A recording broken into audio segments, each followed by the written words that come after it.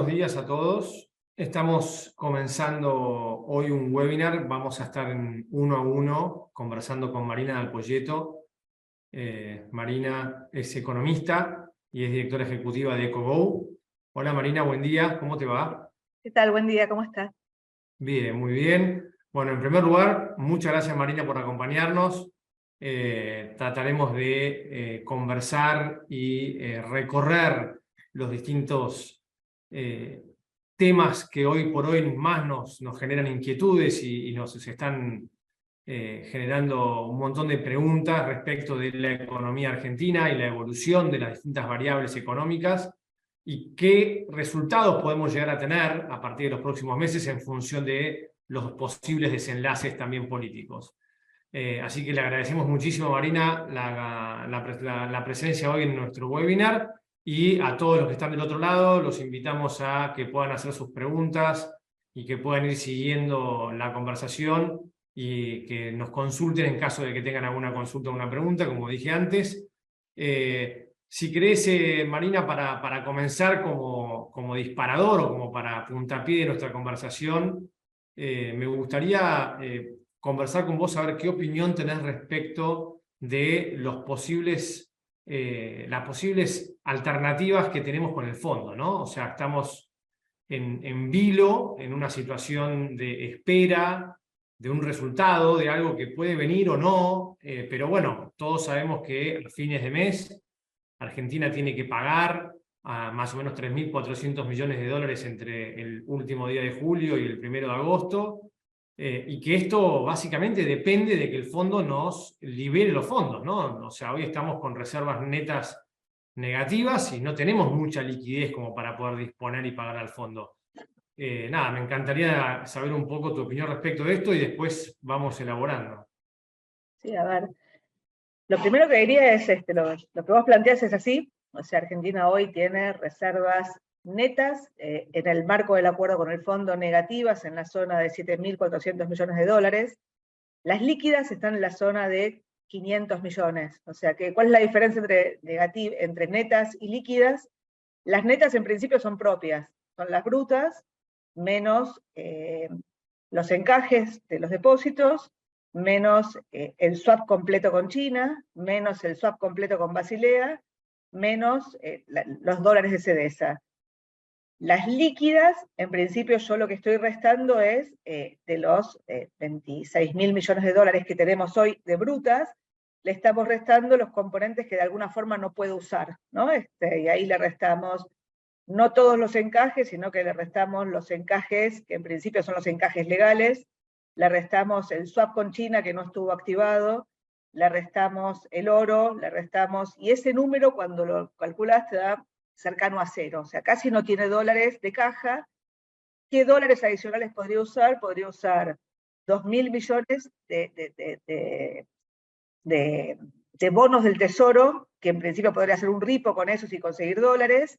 Le queda algo de liquidez de China, que son alrededor de 1.500 millones de yuanes, pero como vos decís, la verdad es que o usás los dólares para pagarle al fondo, o usás los dólares para seguir abasteciendo al MULC, donde se estás vendiendo todos los días, ayer vendiste 170 millones diarios, o usar los dólares para intervenir en la brecha, pero en principio son pocos dólares, tu capital de trabajo es corto, y dependés de, o bien el desembolso del fondo de 4.000 millones de dólares, que debió haber estado a fines de junio y que se sigue dilatando, o de que actives el swap con China, un nuevo tramo del swap chino, que son 5.000 millones adicionales.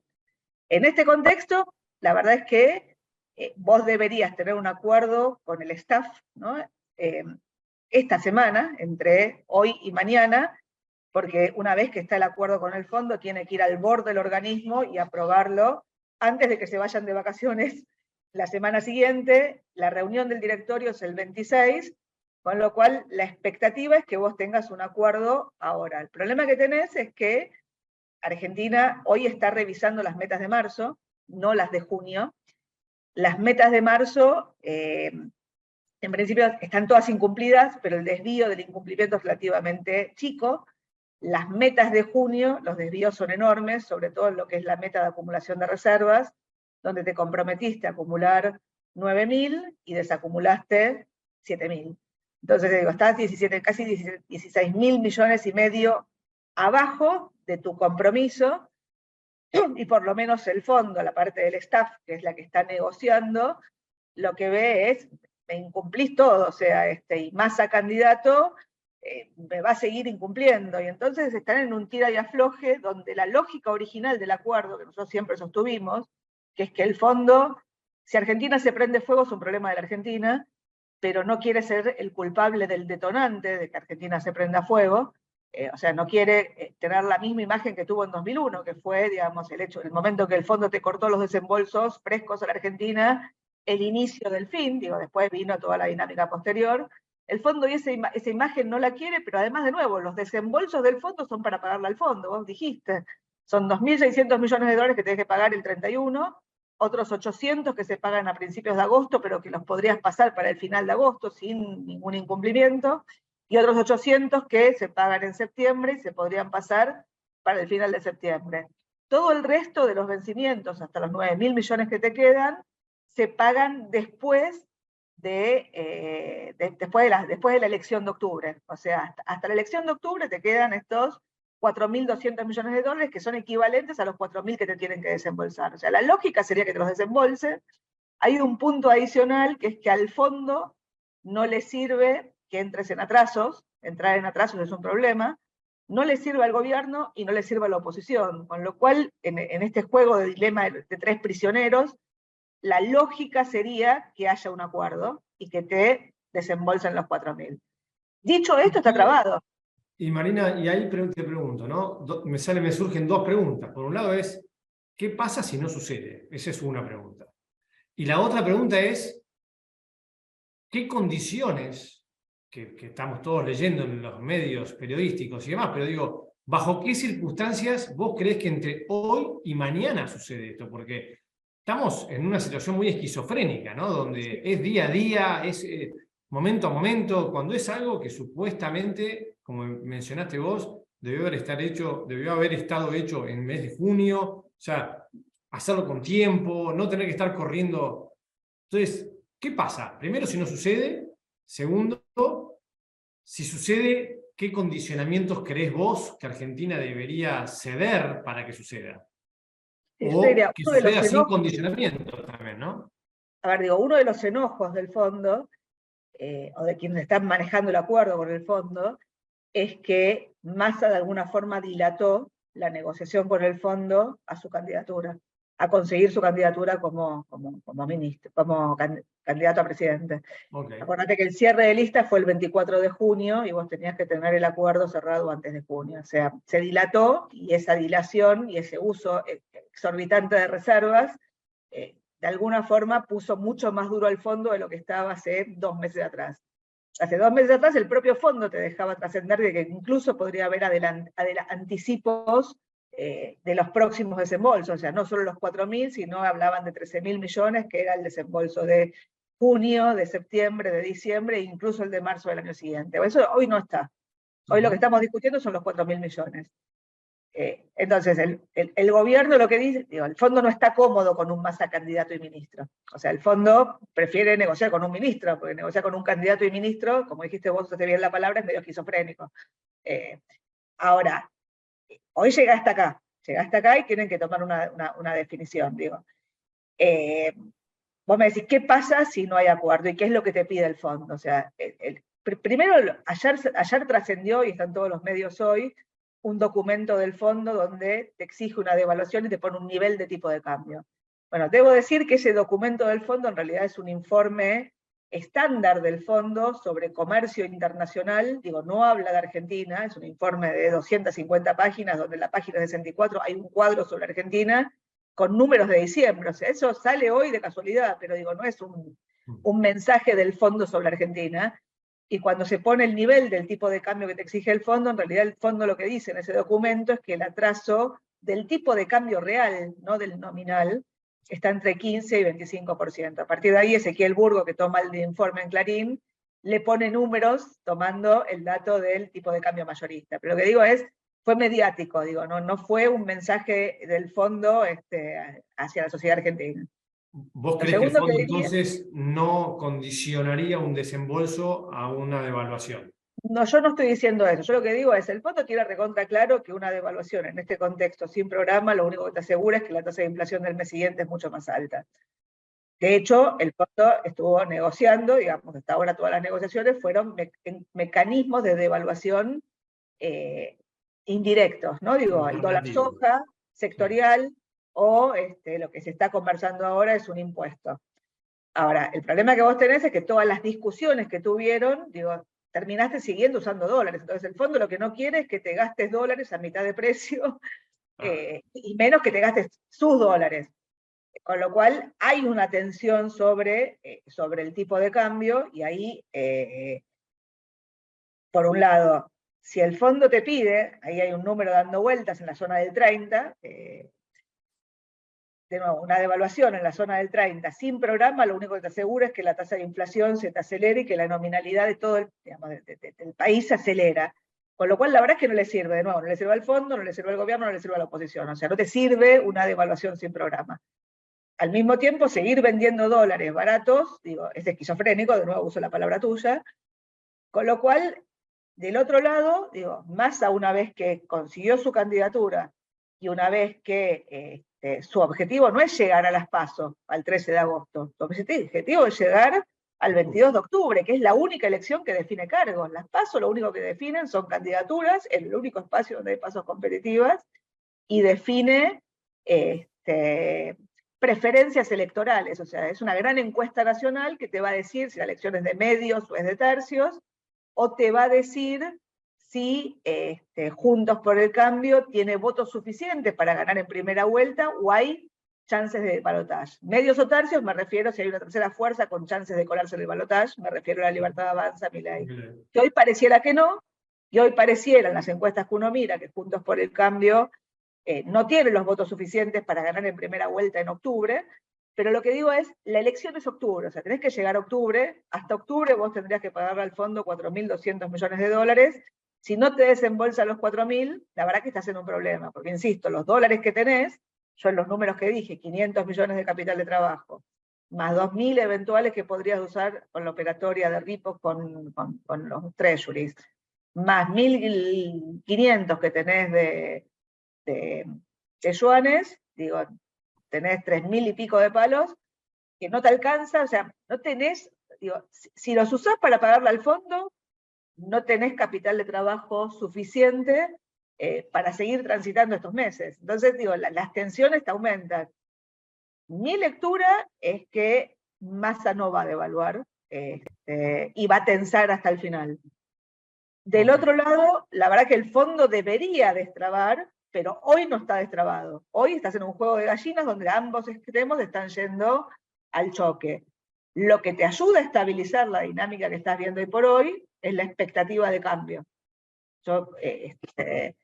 Ahora, la expectativa de cambio que se tradujo a precios de activos financieros que te están ayudando, si querés, a contener la dinámica de la brecha, porque de nuevo, la brecha te saltó, pero vos tenés un tipo de cambio oficial que se mueve todos los días, ¿no? Con un crawling peg, y tenés un tipo de cambio financiero que se mueve por espasmos, ¿no? Digo, cada tanto pega un salto. Bueno, obviamente tenés un ruido, digamos, cercano, que es la elección, empezás a ver un corrimiento del tipo de cambio, cada vez que los corrimientos del tipo de cambio financiero aparecen, siempre apareció el Banco Central e intervino, pero hoy no tiene demasiados dólares para intervenir, con lo cual, mi lectura es que no debería pagar. Si paga, estás en un problema.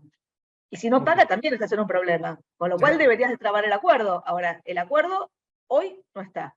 A lo mejor mañana tenemos la noticia. O sea, debería estar porque el fondo no tiene incentivos a que se te caiga ahora el programa y ser el culpable de la caída del programa contra este juego, digamos, pero el juego de gallinas está, digamos, a full. Y hoy no está destrabado y Massa está usando al fondo en la campaña. Y ese juego, ¿no? Digamos, la foto con el ministro de Egipto, ¿no? Digamos, armando un club de deudores, todo el decir que el fondo estaba en contra del gasoducto, o sea, empezó, digamos, a usar el fondo en una retórica, digamos, antifondo, el fondo culpable, el programa. Mi sensación es que eso no le da al fondo una retórica como para poder armar un programa que además tiene que pasar al board, que el board está fundamentalmente manejado por el gobierno americano, o sea, si esto lo destrabas a nivel gobierno americano es una cosa, pero después tiene que ir al board y ser votado por el resto de los países. La verdad es que es insoportable toda la dinámica. Como decir, la palabra esquizofrenia está bien, o sea, es otra vez lo mismo que vimos en enero de 2022, donde estuvimos coqueteando con el default.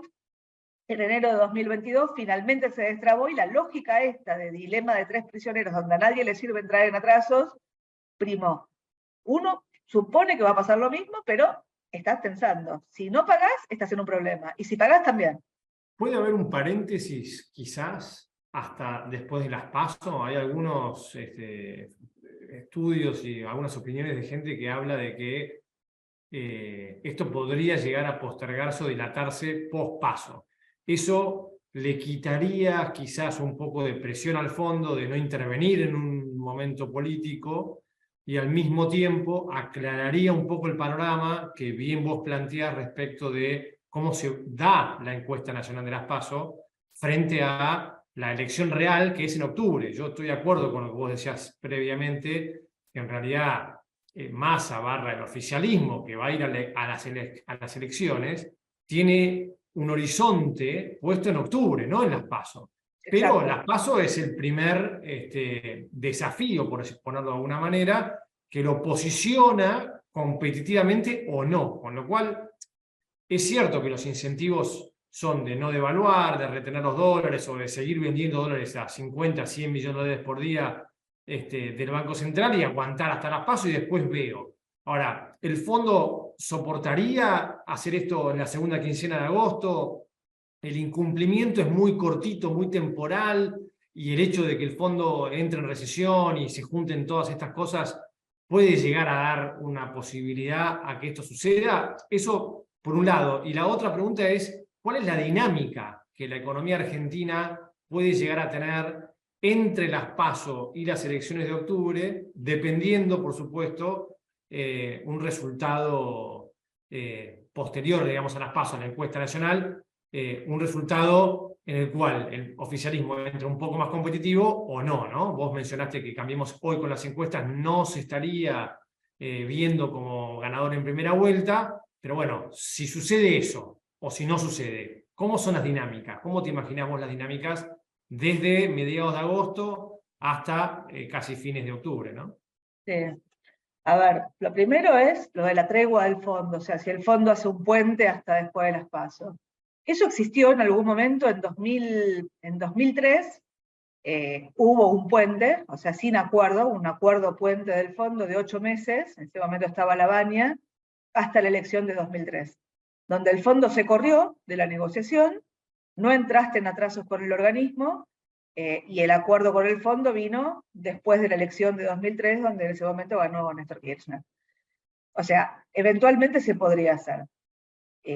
Yo entiendo que, dado el programa que vos tenés hoy por hoy, digo, lo más fácil para eso sería darte un waiver, darte los 4.000 millones y llegar la negociación a septiembre. En septiembre ves. Septiembre te cae entre las PASO y octubre, ¿no? Digo, te cae entre las PASO y la elección definitiva, donde yo siempre imaginé que ahí iba a estar la tensión. O sea, para mí la tensión era ahí, no ahora. Ahora no tiene demasiado los que te dejen caer. Pero podría existir un puente. Ahora, el punto es, el puente hasta las PASO, la verdad es que, de nuevo, a Massa no le sirve. A Massa le sirve un puente hasta octubre.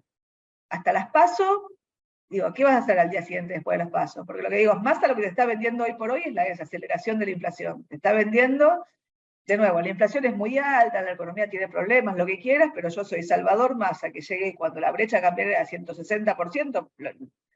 Ferraresi usó la palabra Salvador Massa, no es mía, ¿no? Pero digo, el concepto de estabas al borde de irte el helicóptero y llegó Massa, ¿no?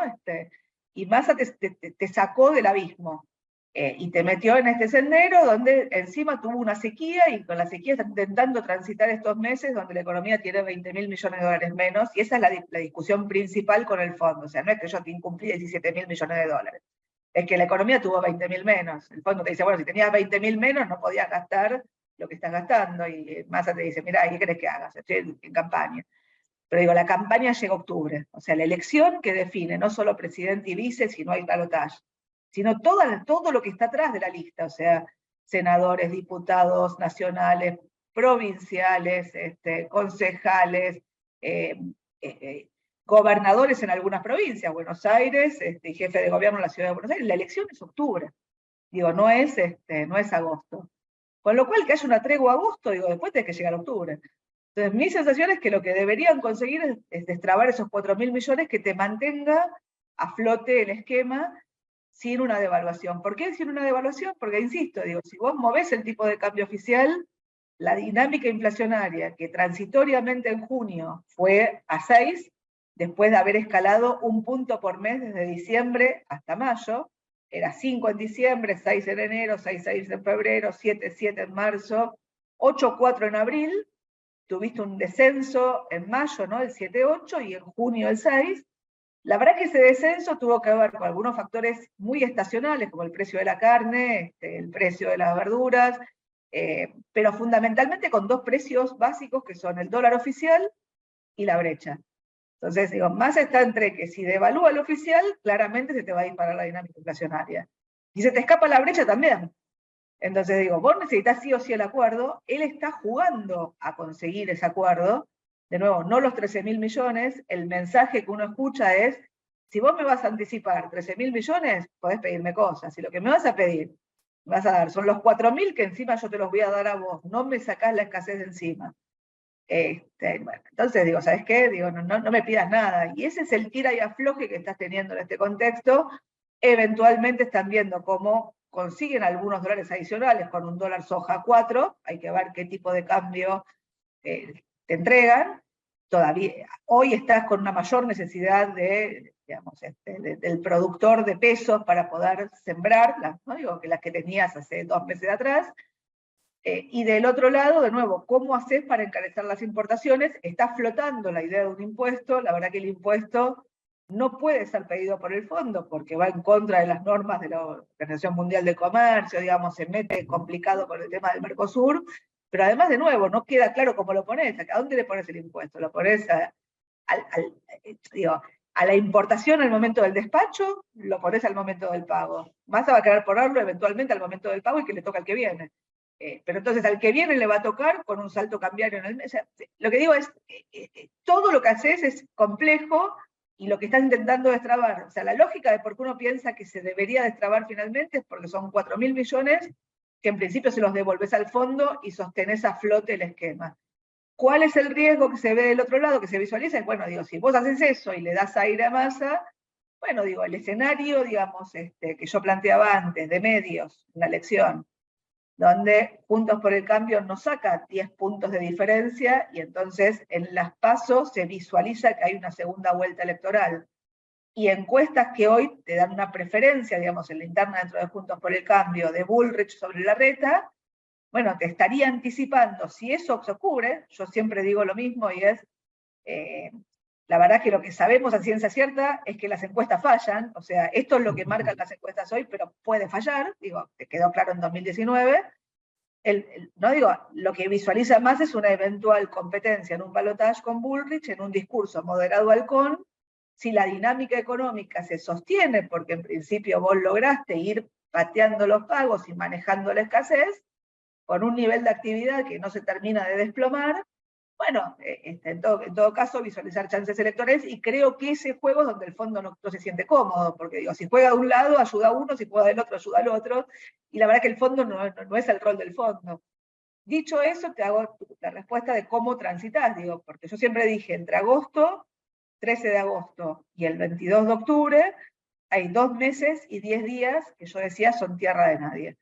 No digo porque los incentivos son muy perversos. La verdad es que desde la candidatura de Massa, desde la elección de San Juan, donde Juntos por el Cambio, digo, ganó la elección en una provincia peronista, digamos, parecía casi imposible. Como me dijo alguien del peronismo, dice, en realidad no es que ganó Juntos por el Cambio, sino que perdimos nosotros, hicimos todo mal, pero no importa, pero digo, la visualización fue, ganó Juntos por el Cambio. El resultado es el mismo, digamos. Por eso, o el batacazo de Santa Fe, donde Juntos por el Cambio, digamos, arrasa y el candidato peronista le fue muy mal. Bueno, digo, la visualización del mercado respecto a la expectativa de cambio te generó una recuperación bastante agresiva en los precios de los activos locales. Y esa recuperación en los precios de los activos locales, bueno, te dio aire en esa transición, ¿no? Digo, yo un poco, creo que lo conversábamos el otro día, digo, provocativamente, para mostrar las diferencias contra el 2019, yo lo que cuento es en 2019, abril, mayo de 2019, antes de que Cristina mueva y lo ponga Alberto Fernández como candidato, yo había escrito una nota que se llamaba estratega, o irresponsable, ¿no? Digo, refiriéndome a la estrategia política de ese momento, que tenía que ver con competir con Cristina como única alternativa para que Macri tenga chances electorales, en un esquema de acuerdo con el fondo, extraordinariamente rígido, era déficit cero, crecimiento cero de la cantidad de dinero, era muy recesivo y era inflacionario, y tenías un esquema de flotación cambiaria entre bandas donde se suponía que no podías intervenir. ¿No? Digo, después de las PASO, cuando las PASO, el día anterior a las PASO nos fuimos todos a dormir con encuestas que daban empate técnico, y las PASO dieron una diferencia de 15 puntos que lo habilitaban a Alberto Fernández a ganar en primera vuelta, pero la elección en octubre, y no había cooperación en ese esquema. En ese momento yo escribí una nota que se llamaba estratega no, tachado, irresponsable. No digo que después me cambiaron el título, no importa, pero lo que digo es, ¿cuáles son las diferencias con 2015? La primera diferencia es en 2015, no, con 2019. En 2019 vos tenías la cuenta capital abierta. Hoy tenés un cepo extraordinariamente rígido que te sostiene la demanda de pesos. Obviamente la pregunta sobre la cobertura es la única pregunta que uno recibe, y la pregunta es cuándo y cómo. ¿Cuáles son los instrumentos? Porque dependiendo de cómo se salga de este entuerto, los instrumentos no son los mismos. Si hay un desdoblamiento en puerta, digo, la 3.500 y los contratos de ROFEX o dólar listo te cubren. Si hay un impuesto más de corto plazo, tampoco te cubren. Entonces, hasta hace poco estábamos discutiendo sobre si la deuda de pesos era impagable o no impagable. Acordémonos, la bomba 1, ¿no? La bomba 1, 2, 3. Digo, la discusión sobre qué instrumentos. Pero lo que digo, primera diferencia, tenías la cuenta capital abierta, hoy tenés un cepo rígido y que se va haciendo cada vez más rígido cada vez que aparecen agujeros, digamos, para escaparse del cepo. La segunda gran diferencia es que en ese momento la visualización del mercado era que venían los malos, ¿no? O sea, venía la represión financiera. Digo, la expectativa de que venían los malos, digamos, con la cuenta capital abierta, se aceleró la corrida. Los precios de los activos financieros al día siguiente de las PASO valían la mitad. El dólar pasó de 40 a 60 y los bonos y acciones valían la mitad.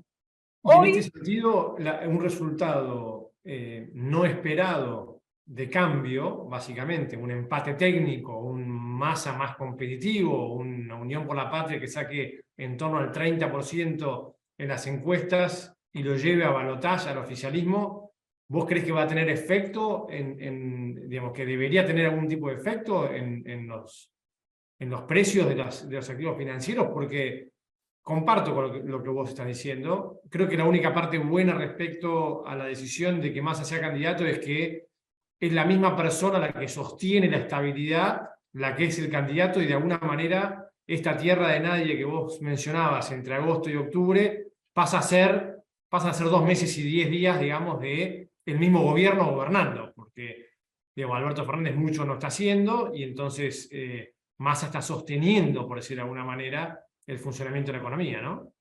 Yo lo que digo es, eso es lo que está evaluando las encuestas hoy. Hoy las encuestas no te están evaluando un triunfo de Juntos por el Cambio en primera vuelta. O sea, están evaluando un esquema de balotaje.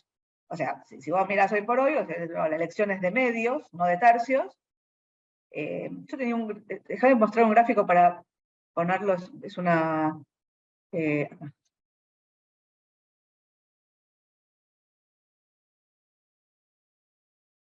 a ver, de nuevo, yo siempre aclaro, digo, las encuestas pueden fallar, ¿no? Digo, antes de esto, déjame terminar la idea esa, porque lo que digo es, déjame terminar la idea con las diferencias y ahora miramos esto que es tu pregunta concreta, digo. Dale. Lo primero es, de nuevo, en 2019 había cuenta capital abierta, hoy hay controles de capitales ferros. La segunda diferencia era la expectativa de cambio, digo, en la visualización del mercado venían los malos. Hoy en la visualización del mercado vienen los buenos, o sea, viene un cambio, digo. Es parecido al 2013, de ese momento con Massa ganando la elección, digamos, y la idea del fin del kirchnerismo. Y la tercera gran diferencia es que los precios de los activos financieros, en ese momento los bonos valían más de 80. Sí, sí. Tenías que acceder al mercado de crédito para seguir pagando, o sea, necesitabas el fondo, el flujo del fondo para seguir pagando. Hoy lo que estás es para pagarle al mercado, o sea, vos tenías desembolsos netos del fondo para pagarle al mercado.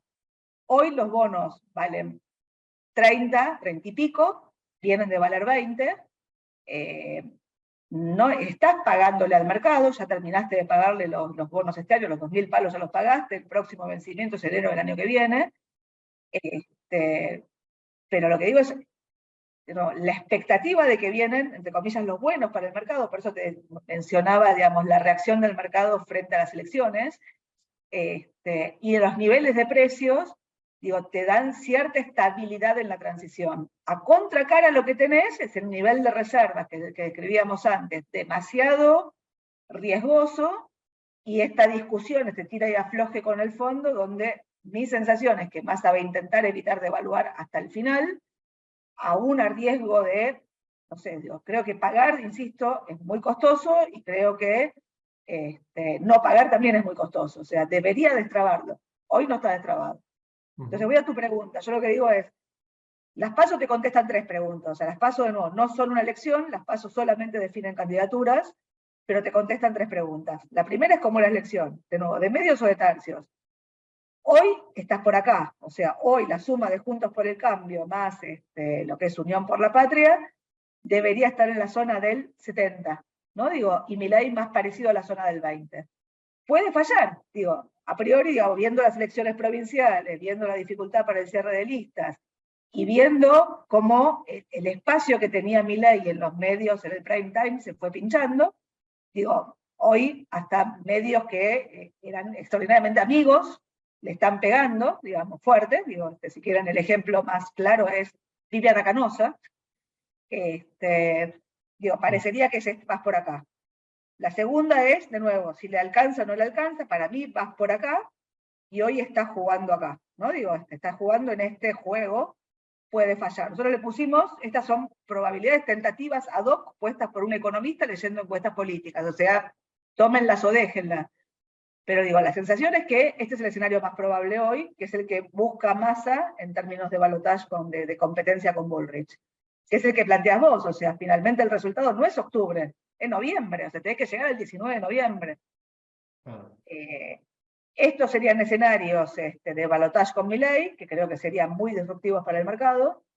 Estos serían escenarios, si querés, buenos para el mercado en términos de expectativa segura de cambio, pero mi sensación es que no hay colaboración, o sea, de nuevo, toda la elección se define en octubre. Entonces, digo, la pregunta es cómo se da la tensión con el fondo entre gobierno y oposición frente a un fondo que de alguna forma, sin quererlo, se está colando, dependiendo de qué es lo que hagan, en ayudar a un espacio o el otro. Insisto, en 2019 el fondo tenía, después de octubre, después de agosto tenía desembolsos frescos a la Argentina por 13.000 millones que no se hicieron. El programa era por 57 y te desembolsaron 44, y ese no desembolso te terminó de acelerar la crisis. Tenías muchas más reservas en el Banco Central, con lo cual sobreviviste entregando reservas. Digo, esa campaña de 2 meses y 10 días entre, creo que fue el 11 de agosto y el 27 de octubre, que fue la elección, digo, el Banco Central perdió más de 20.000 millones de dólares de las reservas. Sí. En medio tuviste el reparfilamiento. O sea, la dinámica es distinta, pero tenías la cuenta capital abierta. Hoy no tenés reservas para tener semejante pérdida de reservas, pero no, la dinámica financiera de expectativa de cambio te ayuda a estabilizar. En el medio, la escasez de dólares te puede coordinar presión sobre la brecha. Mi sensación es que no es infinita, porque la expectativa de cambio te genera una compresión en la brecha de cara al próximo gobierno. No eliminación, pero compresión. Si tenés contratos que te permiten transitar, entonces no es necesariamente el dólar, sino que son otro tipo de contratos, o a lo mejor son bonos, hard dólar, pero de nuevo, digo, la pregunta sigue estando, o sea, la sensación es que la pregunta se extiende, el fondo mete ruido. ¿Cuándo vamos a tener información? Mi sensación es que hoy y mañana tenemos que tener algún tipo de información. O sea, si esto pasa la semana que viene, se va a tensar. Y si entonces trato de dar un salto de 4 o 5 meses para adelante, asumiendo que hay algunos puntos que no tenemos respuesta, pero asumamos que el fondo acuerda con Argentina de alguna u otra manera, que las PASO se da en este escenario de medios y garantiza una elección en octubre donde se puede llegar a dar o no un balotaje. Y supongamos que se dé un balotaje, para tratar de poner un escenario más tranquilo desde el punto de vista político, bueno, no sé si la palabra es tranquila, pero más equitativo desde el punto de vista político, frente a una elección. ¿Cuáles son las medidas o cuáles son las cosas que Argentina va a tener que transitar posteriormente a la elección de octubre o la elección de noviembre en caso de que se dé un balotaje, dado que todos sabemos que hay un retraso del tipo de cambio oficial, todos tenemos claros que no tenemos reservas, no tenemos agua en la pileta para tirarnos, o sea, hay que empezar a llenar la pileta de a poquitito, y todos tenemos claro que las propuestas, obviamente no del oficialismo, pero de todo el resto de la oposición, son propuestas de ajustes fiscales, de ajustes monetarios. Entonces, por ahí te quiero llevar un poquito más adelante, pero en definitiva es, después de que sepamos quiénes son los que van a estar jugando el partido los próximos 4 años, ¿cuáles vos creés que son cosas que sí o sí tienen que suceder o sí tienen que transitar Argentina los primeros 12 meses, digamos, del mandato que viene? Sí, a ver, primero, yo lo que digo es, una cosa es el discurso de campaña y otra cosa es el programa de gobierno. Lo que Juntos por el Cambio, e incluso Milei han tomado nota, es que el discurso de campaña, con el programa, incluyendo el programa de gobierno, digamos, es un problema. Yo siempre pongo como comparación el 89, digamos, como si querés es burdo, digamos, como comparación, pero el discurso del candidato oficial en ese momento, Angelos, era el lápiz rojo, ¿no? Era Sturzenegger padre, López Murphy, eran ¿no? Digamos, Carlos López Murphy eran los candidatos a ministros de Angelos, con el discurso del lápiz rojo y el ajuste fiscal, ¿no? Era el discurso del ajuste. Y del lado del frente vos lo que tenías era el discurso de la esperanza, era la revolución productiva y el salariazo, que todos, yo lo que digo es, el que entendía salía corriendo y el que no entendía votaba. ¿No? Digo, el síganme, no los voy a defraudar, que después terminó siendo un esquema de gobierno, digamos, donde el primer programa económico de Menem fue Bungiborn, digamos, que era un esquema de tipo de cambio fijo, tasa de interés alta y señal fiscal que no funcionó y terminó mal, y después vino la convertibilidad, o sea, pero digo, finalmente hay una frase de Menem que dice, si yo les hubiera dicho lo que iba a hacer, no me hubieran votado. ¿No? Dicho en riojano suena más simpático, pero no me sale. Bueno, un poco lo mismo. El síganme no lo voy a defraudar, nos lo acordamos todos, ese seguro. Por eso, ahora cuando vos venís a Hoy por Hoy, digo, el discurso de Milei arrancó con el discurso de Milei era impecable en términos políticos, desde el punto de, en términos no de políticos, en términos de campaña política, ¿no? Que si bien era un discurso del ajuste, te decía el ajuste es inevitable, pero lo va a pagar la casta, y te decía la dolarización, démosle a la gente lo que la gente quiere, démosle dólares, y de paso dinamitemos al Banco Central, ¿no? Digo, pero el discurso de Juntos por el Cambio era un discurso de ajuste, o sea, de hecho, como me dijo alguien el otro día, cuando hablaba de la bomba y de la dinamita, era el eslogan parecía caos y sacrificio.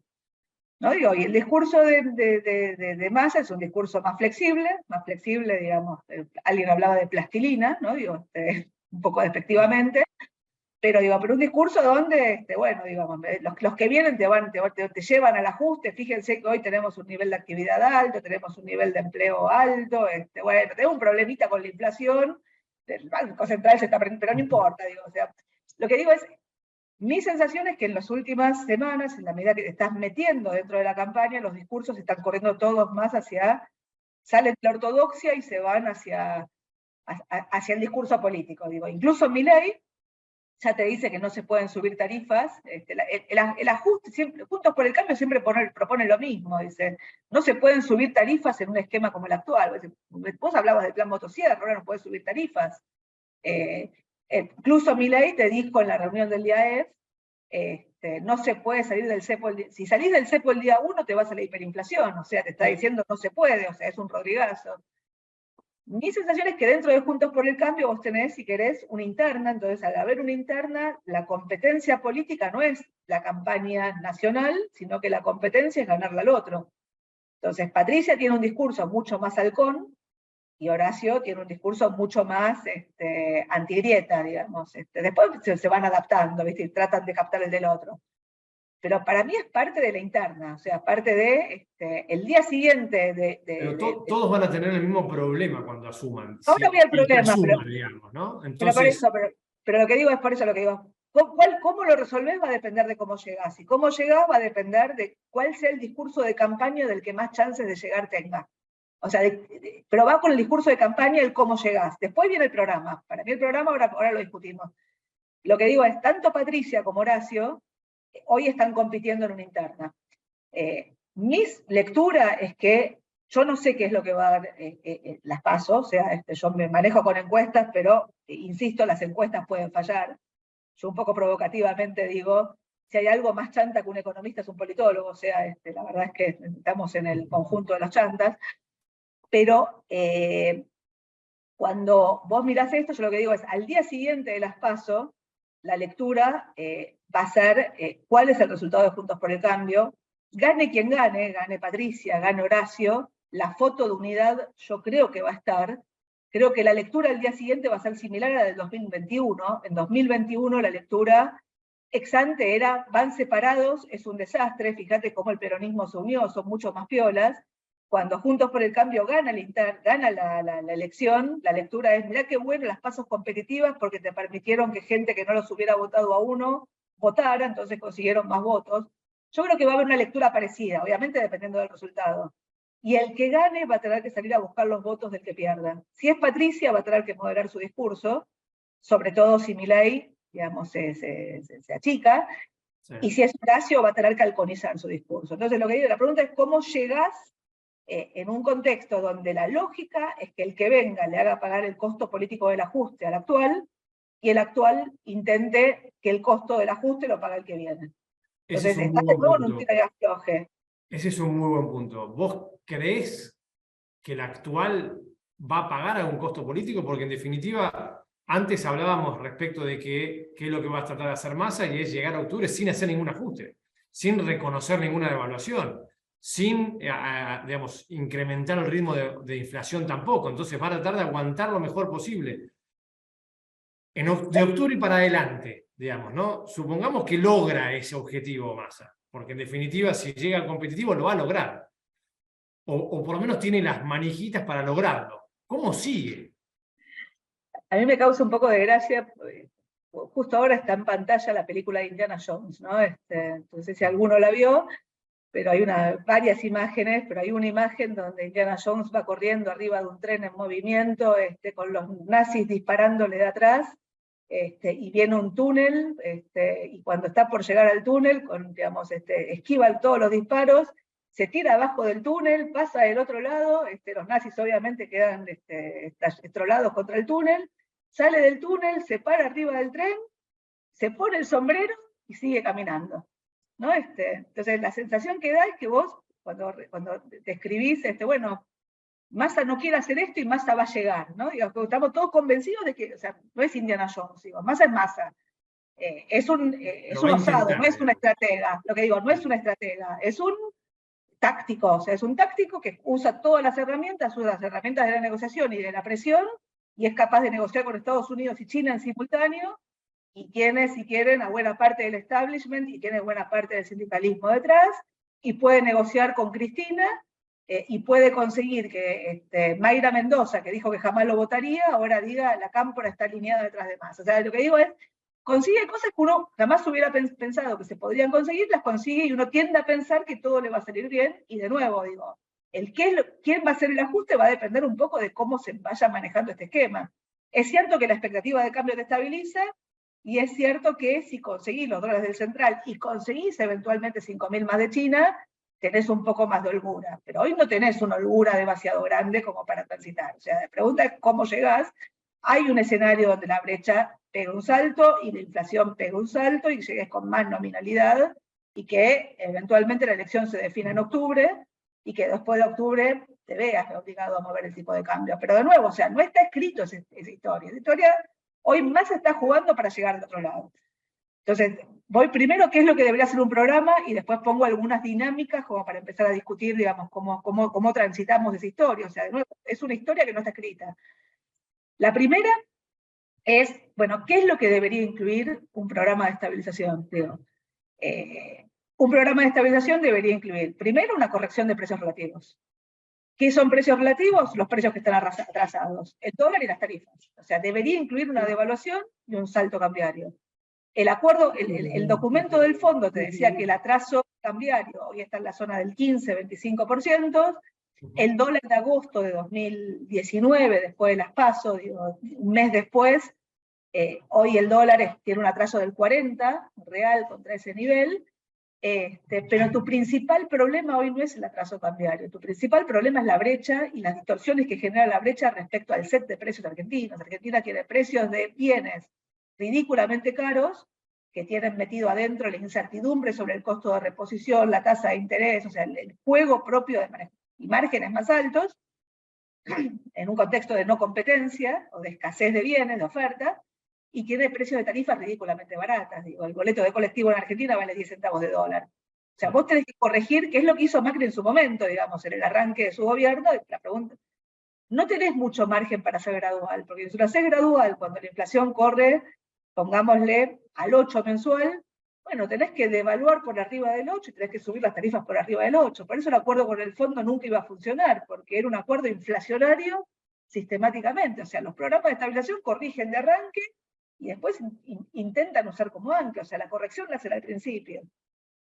Lo segundo es el cierre fiscal. El punto de partida de la dinámica nueva tiene que ser un ajuste desde cero, digamos, ¿no? Sobre todo para corregir estas grandes diferencias de precios relativos, digamos.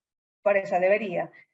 La segunda es, tenés que cerrar fiscalmente, porque vos tenés que cortar tu fuente de financiamiento monetario del déficit, con lo cual deberías tender al equilibrio fiscal, con un problema de que es que la inercia inflacionaria que tenés, hoy te está licuando el gasto y te ayuda, desde el lado de la recaudación, te está ayudando a sostener la recaudación alta, este año te jode la caída en la cosecha, digamos, y el impacto del menor comercio, digamos, de exportaciones, sobre todo de exportaciones, pero en principio digo, el cierre fiscal no es solamente cortar partidas, es manejar la nominalidad en términos de cierre fiscal, ¿no? O sea, incluyendo algún esquema de desagio del gasto. Pero tenés que ir al equilibrio fiscal, o tender a llegar al equilibrio fiscal por dos motivos. Uno, para cortar el financiamiento monetario. Dos, para dar una señal al mercado, para conseguir una tasa de interés de dólar, que es condición necesaria para arrancar. Primero porque tenés vencimientos fuertes, no tan fuertes, pero tenés vencimientos de la deuda en dólares en 2025, pero segundo porque la tasa de interés de pesos que vos requerís, en el fondo es la de dólar más la expectativa de devaluación. Entonces, si yo quiero ir achicando los controles de capitales, o sea, yo quiero ir desarmando el andamiaje del cepo, apuntando a tener una menor brecha cambiaria, yo lo que necesito es una tasa de interés de dólar más baja que la que tengo hoy. Riesgo país de 2.000 puntos básicos, con la tasa libre de riesgo donde está, la verdad que es un costo financiero que no te permite el acceso al crédito. Marina, ¿cómo manejás el tema de que más del 80% de la deuda interna argentina está indexada y, por otra parte, que un ajuste de los precios relativos hace que el costo de vida sea mucho más caro y tengas hoy un nivel de vulnerabilidad de 40% de la población argentina, digamos? Bueno, Las dos cosas están bastante enfrentadas, ¿no? El ajuste y la gobernabilidad no se llevan bien. No se llevan bien. Por eso, de nuevo, el tercer punto es el cuasi fiscal. Yo con el tema de la deuda, déjame ir un segundo antes para mostrar algo de la deuda, porque me parece importante en la discusión y vuelvo a esto. Dale. Yo lo que digo es, primero, el excedente de pesos que tiene la Argentina, o sea, si uno tiene que decir algo, o cuáles son los síntomas de la Argentina, digamos, los síntomas son la inflación, el ritmo al que aumentan los precios, digo, 52% acumulado en un semestre, si se mantiene al 7 hasta fin de año estás en 125, si se mantiene al 8 estás en 150. Si escala, puedes estar arriba. La segunda es la distorsión de precios relativos, precios de bienes ridículamente caros, de servicios ridículamente baratos, y la brecha, ¿no? Una brecha cambiaria en torno al 100% que te genera una enorme distorsión en el funcionamiento de precios. Es fantástica el que consigue dólares baratos y puede vender en el mercado de precios descuidados, pero es un problemón en términos de señales de funcionamiento de la economía. Ahora, ¿qué es lo que hay detrás de esos síntomas? Yo lo que digo es un balance del Banco Central descapitalizado. Ya hablamos de los dólares, hablamos de las reservas, hablemos de los pesos. Sobran pesos, faltan dólares. Faltan muchos más dólares que en 2015, sobran la misma cantidad de pesos que en 2015, pero la diferencia es que en 2015 yo tenía margen para acceder al mercado de capitales, porque el riesgo país era la mitad, y la tasa de interés libre de riesgo era 1/3, y hoy no tenés margen para acceder, y en el sobrante de pesos es parecido, pero con la diferencia de que en ese momento los pesos remunerados, ¿no? Digo que son básicamente las cuentas remuneradas en los bancos, plazos fijos y cuentas corrientes remuneradas, más la deuda de pesos del Tesoro, por acá hasta 2015, sobre los pesos gratis era 0,6 veces. O sea, tenía muchos más pesos que no creaban pesos. Y hoy tengo muchos... Pues tenés 2 veces la cantidad de pesos remunerados de los que están sin remunerar. 2 veces. 2 veces hoy, tenía 0,6 en ese momento. Ahora, de lo que son pesos remunerados, como contracara de la amenaza de la deuda de pesos, acuérdense lo que era la bomba 1, la bomba 2, la bomba 3, el mercado fue desactivando esa bomba de pesos. Y hoy la deuda de pesos son solamente 6 puntos del producto, que es la que está fundamentalmente indexada. Lo que son las LELIQs, que es la contracara de los pasivos, de los pesos remunerados de los bancos, LELIQs y pases, que son 9 puntos del producto, esa deuda tiene tasa fija. Entonces, lo que digo, acá yo tengo tasa indexada. Ahora, cuando vos mirás la deuda del Tesoro, primero digo, la discusión sobre la concentración de vencimientos en los próximos meses pasó a foja cero. Había un prestamista de última instancia, que era el Banco Central, que compró todo lo que el mercado no quería. ¿Sí? Ahora, pasaste los vencimientos para el año que viene, tenés una concentración de vencimientos, pero cuando vos mirás el stock de deuda de pesos, la mitad de la deuda de pesos del sector público, la mitad era sector privado. Esto era en mayo del 22, antes de que explote el mercado de deuda de pesos con el retiro de los fondos comunes de inversión, acuérdense lo que fue lo de NARSA. Sí. Parados a hoy, el sector privado tiene solo 1/3. El resto, 70%, lo tiene el sector público. Cuando uno mira el sector privado, la mitad del sector privado lo tienen los bancos, que son básicamente encajes o lo que fueron el canje de deuda que hiciste con los bancos. Entonces lo que digo es, en el mercado es relativamente poco, digo, y los bancos, de nuevo, es la misma lógica que la de las LELIQs, o sea, por eso vos no podés sacar los controles de capitales antes. Por eso digo, la buena parte de la amenaza tiene que ver con cómo remover los controles de capitales. O sea, vos tenés que actuar con los controles de capitales y ir removiéndolos después. Y de nuevo, lo que tenés que remover es el cepo, no los controles de capitales. O sea, Macri en su momento removió todos los controles de capitales. Cuando uno mira esto es el aumento en las tenencias de deuda en pesos del Banco Central. Esto no es lo que compró el Central, sino que es lo que tiene, ¿no? Digo, aumentó 7,6 billones de pesos. Si uno mira este gráfico y uno mira de estos 22, hay 7 que son Banco Central. ¿No? Digo, entonces, cuando uno mira este gráfico, yo me acuerdo, la vez pasada tuve una reunión con un cliente que lo mira y me dice, si vos me hubieras dicho, y yo, digamos, no corta de reflejos, le digo, yo te dije que había un prestamista de última instancia que podía comprar todos los pesos y emitir. Me dice, sí, ya sé que me dijiste eso. Pero si vos me hubieras dicho que vos podías tener semejante expansión de pesos y no tener una mayor presión sobre la brecha cambiaria, yo no te hubiera creído. Entonces lo que digo es, la deuda de pesos hoy esta es la deuda de pesos del Tesoro, los 10 billones de pesos, digo, está mayormente indexada y va a estar totalmente indexada para cuando cambiemos el gobierno. Pero está en manos de menos cantidad de privados, con lo cual es más manejable. Es que, de nuevo, o sea, la deuda no es manejable si el que viene te dice que no te va a pagar. Cuando el que viene te dice que no te va a pagar, no hay mercado de crédito posible. Y Argentina, como alterna entre esquemas de represión financiera y esquemas de libertad económica, hasta 2015 represión financiera, 2016, 2019, un intento de libertad económica, 2020, 2023, represión financiera y la expectativa de libertad económica. La alternancia te rompe contratos. En 2015, los contratos que se rompieron fueron los de Rofex. Lo que pasa es que eran tan bondadosos los contratos que se rompieron y estaban todos contentos igual.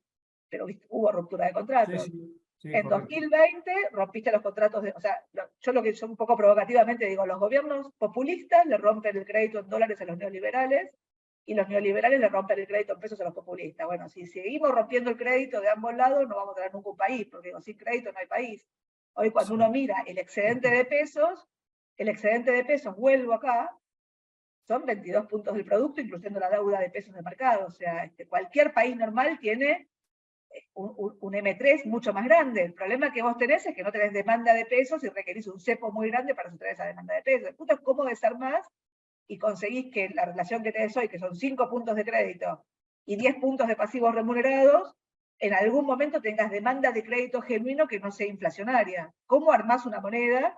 Y eso es parte del programa de estabilización. Ahora, vos hoy tenés un problema con el cuasi fiscal, y el cuasi fiscal es la principal fuente de emisión de pesos, porque al 8% de tasa de interés sobre 16 billones de pesos de pasivos remunerados, vos estás metiendo 1,3 billones de pesos por mes, que de nuevo se licúa con la inflación, porque la inflación también era 8, ahora es 6, pero digo, se va licuando con la inflación. Esa emisión de pesos es más que la emisión de pesos del déficit, los desdoblamientos cambiarios, la compra de pesos del Banco Central, de deuda en pesos del Banco Central. Ahora, en un próximo programa, tus fuentes de emisión de pesos deberían ser la compra de dólares y la segunda fuente de emisión de pesos es la tasa de interés. Por eso vos no podés sobrereaccionar con la tasa de interés y por eso creo yo no podés sacar los controles de capitales el día 1, independientemente del discurso de campaña que vos tengas. O sea, vos te evaluás, copiándome una frase de Miguel Bain y volviendo al listado este que yo mostraba antes, no digo, ¿no? Por eso digo, corregir precios relativos, cerrar fiscalmente, cerrar el cuasi fiscalmente, yo creo que es parte de la ecuación, parte de regeneración de la demanda de pesos, digo, para lo cual tenés que hacer el resto, conseguir la tasa de interés de dólares, o sea, ¿dónde ponés la tasa de pesos? Digo, ¿cuáles son los puntos de un programa? Bueno, digo, vos hacés todo eso, sin cepo, y hacés todo eso bajando retenciones en simultáneo, yo qué sé, digo, suerte, digo, te diste vuelta y desapareció el país. Entonces lo que digo es, una cosa es el discurso de campaña, donde además el discurso de campaña te acelera la dinámica de corto, que es lo que de alguna forma intentó Juntos por el Cambio y no lo termina de conseguir, porque no, la expectativa de que vengan los buenos te estabiliza los precios de los activos financieros. Y otra cosa bien distinta, digo, es cómo implementás un programa de estabilización. O sea, la gobernabilidad va a ser tan exigida por el mercado como el ajuste. El mercado te exige el ajuste y te exige la gobernabilidad. Y la gobernabilidad va a estar puesta a prueba en todo caso. Nosotros hicimos, si querés, por ahí es medio difícil de mostrar, pero hicimos algunos senderos de trayectorias posibles. Evaluemos esto y te digo, Marina, siendo las 11, tratemos de hacer 5 o 10 minutitos y quizás con esto dar una idea de los posibles senderos y caminos para... A ver, acá hicimos dos escenarios. Uno donde más o menos logra ir cerrando con el fondo, que logra conseguir los dólares y la va manejando la inflación en la zona del 8% mensual, acá. ¿No? Digo, y un escenario donde la inflación se le va escapando. O sea, donde, no sé, se te escapó la brecha y empezaste a correr con una inflación un poco más alta. ¿No? Digo, acá está la brecha. En el escenario 1 la brecha está relativamente estable. En el escenario 2 la brecha se dispara. Acá la pusimos en 130, yo qué sé, digo, podemos ponerla un poco más alta. La verdad es que no tenemos. Sí. Pero un escenario es más manejable, un escenario es menos manejable. Obviamente la política y la economía iteran. En ambos escenarios nos vamos poniendo una corrección del tipo de cambio. En el escenario donde se acelera la nominalidad la ponemos antes, en el escenario donde la nominalidad no se acelera la ponemos después de noviembre. O sea, una la ponemos después de octubre, otra la ponemos después de noviembre ya del próximo gobierno. Sí. Pero siempre estamos poniendo un salto cambiario y el salto cambiario que estamos poniendo es más parecido al 80-90% que al 25% que te dice que es el atraso relativo. O sea, vos devaluás 25, digo, son 2 meses y medio de inflación al ritmo que estás teniendo. O sea, ¿no? Digo, el riesgo de que devalúes poco es que después tengas que volver a devaluar y el horizonte político del próximo gobierno es corto. Sí estamos jugando con la tasa de interés, y la tasa de interés no la estamos haciendo sobrereaccionar ni a la devaluación ni al salto inflacionario de los primeros meses. Sí estamos bajando la tasa de política monetaria, perdón, dejando la tasa de política monetaria, si querés, neutra contra la tasa de inflación. La inflación tiene un overshooting y una corrección después. La discusión es cuán rápido podés corregir después, si podés ir a la zona del 3 o 4, o podrías ir a una zona más parecida al 2,5, o sea, cómo es el programa.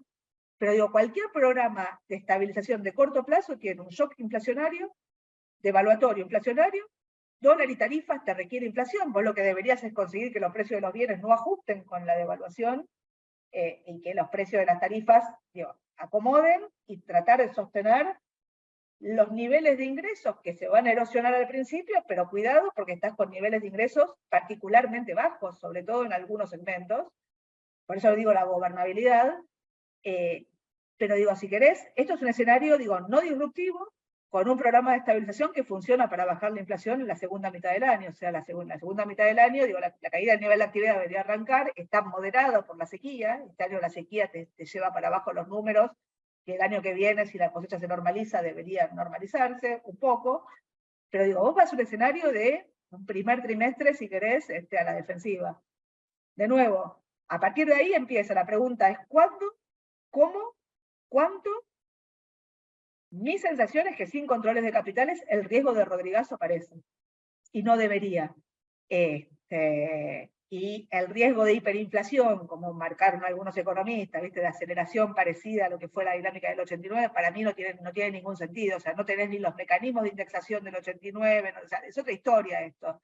Esto es un atraso de precios relativos grosero, un desequilibrio fiscal y de cuenta corriente, y un ajuste macroeconómico en puerta. A favor tenés que tener más dólares el año que viene, tampoco tantos más, obviamente va a depender de la cosecha de agro, y sumar también un poco de ahorro en gas, ¿no? Me parece. acá está energía, son 5.000 millones más, por acá abajo está, y en exportaciones agropecuarias, este año, cuando vos sumás la importación de soja, pasaste de 36 a 15, o sea, perdiste 20 lucas, y el año que viene podés recuperar 10 de las 20 que perdiste, a lo mejor un poco más, si los precios ayudan, como están ayudando ahora.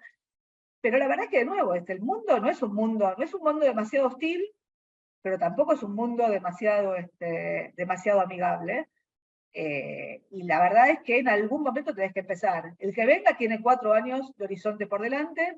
La pregunta es qué es lo que haría Massa. Si uno tiende a pensar que no va a ser Massa el próximo presidente, pero digo, ¿qué es lo que haría Massa? ¿Qué es lo que haría, digamos, el candidato de Juntos por el Cambio, digamos, eventualmente en el gobierno? Pero de nuevo, o sea, una cosa es el discurso de campaña y otra cosa es el programa económico. Y después, ¿cuál es la gobernabilidad del programa económico? O sea, viendo, digamos, el discurso de Patricia, es todo o es nada, la verdad es que vos requerís cambios estructurales para hacer que la consolidación fiscal sea duradera. Pues si la consolidación fiscal no es duradera, digo, vos te puede ir bien el arranque de un programa y después fallar y volver a monetizar. O sea, en el fondo tenés que construir una moneda, empezar a construir una moneda, apalancándote en la oferta de dólares que la economía argentina debería recibir en los próximos años por el aumento en la productividad de los sectores, sobre todo minería, vaca muerta. O sea, tenés una oportunidad como país.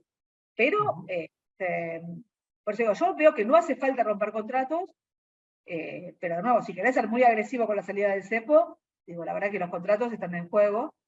Si no querés generar una monetización y un despelote en términos inflacionarios, creo que la tasa de interés que vos requerís en un esquema sin controles o desdoblamiento es más alta, con lo cual tenés un problema desde el lado del excedente de pesos. Y aparte tenés que licuar el déficit cuasi fiscal, con lo cual no podés subirla mucho tampoco, digamos. Exacto. En realidad debería tender a ser neutra, pero después del salto, después del overshooting, no con el overshooting. Para contener y licuar un poco el tema de las tasas fijas. Bueno, Marina, te agradecimos muchísimo. Espero que a todos les haya gustado esta dinámica un poco más conversada, apoyándonos ahí un poco en las filminas, las presentaciones que hizo Marina, pero la verdad que fue muy interesante. Tenemos varios meses muy desafiantes, así que esperamos volverte a tener más adelante para ver cómo evolucionaron algunos de estas variables o de estos temas políticos, y ver cuál es la salida que tenemos. Así que muchísimas gracias, Marina, por participar y por acompañarnos esta mañana. Bueno, no, gracias a vos y a ustedes por la invitación. Un gusto. Bueno, un placer, gracias a todos y feliz Día del Amigo para todos los que salgan a festejarlo con sus amigos. Bueno, adiós. Bueno, muchas gracias, que tengan buen día. Chao, chao.